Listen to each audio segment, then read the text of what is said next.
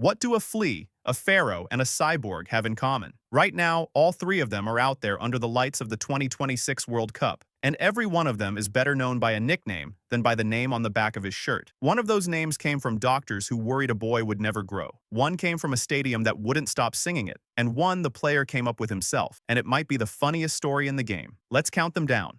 How do you make a defender nervous with a nickname as gentle as the Little Bird? Federico Valverde runs Uruguay's midfield, and Real Madrid's too, box to box, all game, like the match personally owes him something. In Uruguay, they call him El Pajarito, the Little Bird. It's got nothing to do with his size. As a skinny teenager, he just never got tired. His coaches said he covered the whole pitch like a bird that couldn't land if it tried. The odd part is that it's still him. 90th minute, everyone else hanging off their shorts.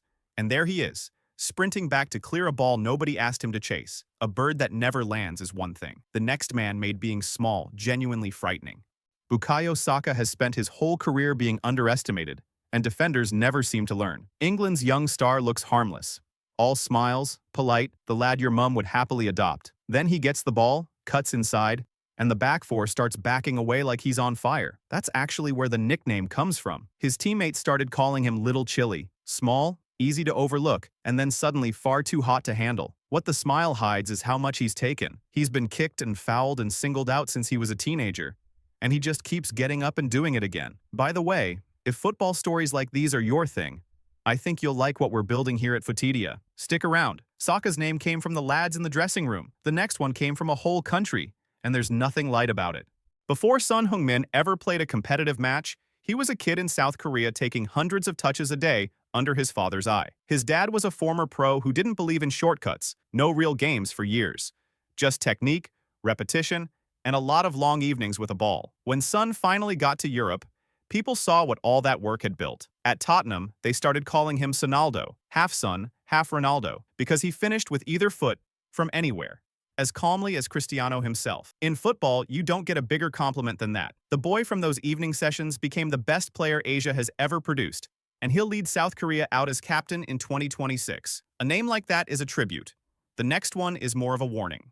In Argentina, they call Lautaro Martínez El Toro, the Bull, and you only have to watch him once to understand why. He's their number 9, a world champion, and one of the most physical strikers in the game. Defenders don't so much tackle him as bounce off him. The name goes back to his teenage years, when coaches noticed he played without the nerves young forwards usually have. He acted like the goal had already gone in. He isn't just muscle, though. The finishing is sharp enough that he bullied the best defenses in the world all the way to the 2022 World Cup. A bull plays on instinct. The next man plays with a whole country on his shoulders, in his own backyard. For years, Christian Pulisic was more or less America's one hope, fighting for respect at big European clubs, while plenty of people still didn't take US soccer seriously. They nicknamed him Captain America, and at first it was half a joke. In 2026, it stops being funny. The World Cup is on home soil, and suddenly the whole country is looking at one player to carry them. 60,000 fans singing his name, a nation that finally believes, and a captain who can't really hide from any of it. I'm curious, actually, which nicknames surprised you the most so far? And if we've left one out, drop it below. I read the comments, and your suggestion might end up in a future video. From a man wrapped in a flag to a man people treat like a god. Before sunrise, a boy gets on a bus, then another, hours each way from his village just to reach training. That was Mohamed Salah. Years before any of this. No money in it, no fame, just the chance to play. These days, nobody calls him a footballer. At Liverpool, they crowned him the Egyptian king. Back home, it goes further.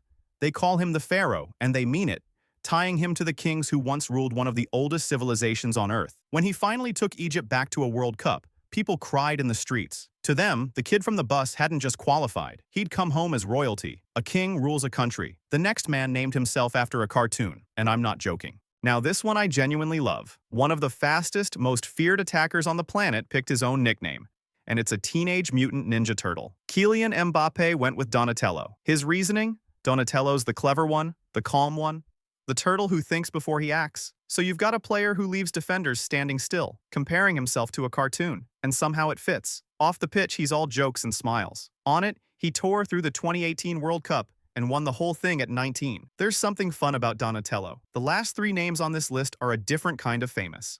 In Spain, they didn't bother with CR7. They called Cristiano Ronaldo El Bicho, roughly the beast. And it wasn't an insult. It was about how unnatural the whole thing looked. The training that never stopped. The obsession nobody could match. Records falling year after year.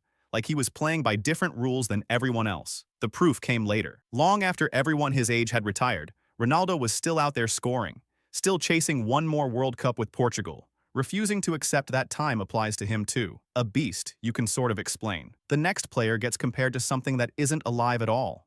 There's a striker whose celebrations are so flat that people genuinely wonder whether he enjoys it. Erling Haaland doesn't roar after a goal. He just resets, like he's finished a task and is waiting for the next one. So people started calling him the Terminator, the Cyborg. And once you've watched him for a while, you start to get it. The finishing is too clean, too repeatable. Score, reset, score again, like there's a program running underneath. Then he did something very human. Pretty much on his own, he dragged Norway to their first World Cup since 1998. 28 years of waiting. Ended by one player. If you'd want another one of these, give it a like. There are plenty more football stories I'd love to tell. A cyborg unsettles us because it isn't human. Number 1 became a legend for the opposite reason. When doctors first looked at a small boy in Argentina, nobody was thinking, future greatest of all time. They were worried his body was too small to make it. That boy was Lionel Messi. As a child, he was diagnosed with a growth hormone deficiency, so small that plenty of people doubted he'd ever grow enough to play. They called him La Pulga, the Flea. It wasn't kind. It was a comment on everything they assumed would hold him back. Then one club decided he was worth the risk. Barcelona agreed to pay for his treatment, and a nervous 13-year-old said goodbye to his home, his friends, his whole country, and got on a plane to Spain for it. The smallest boy in the squad became the biggest name in the sport. In 2022, he finally lifted the World Cup, and in 2026, we might be watching him do it for the last time. The nickname stuck, though. Like a flea, he's impossible to pin down.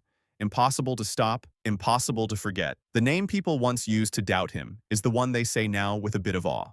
And there's your 10. Although, thinking back over them, it was never really about the nicknames at all. A boy who trained in the dark every night. A kid off a village bus who ended up a king. A striker who broke a 28-year drought almost single-handed. And one who was too small for the game and ended up rewriting it. These are some of the names you'll hear sung around the 2026 World Cup, and behind every one of them is a story most people never bother to learn. So tell me which nickname you'll remember. And if you enjoy this kind of thing, the history, the small stories behind the big names, you'll feel right at home here at Footedia. I've got plenty more lined up, so I'll see you in the next one.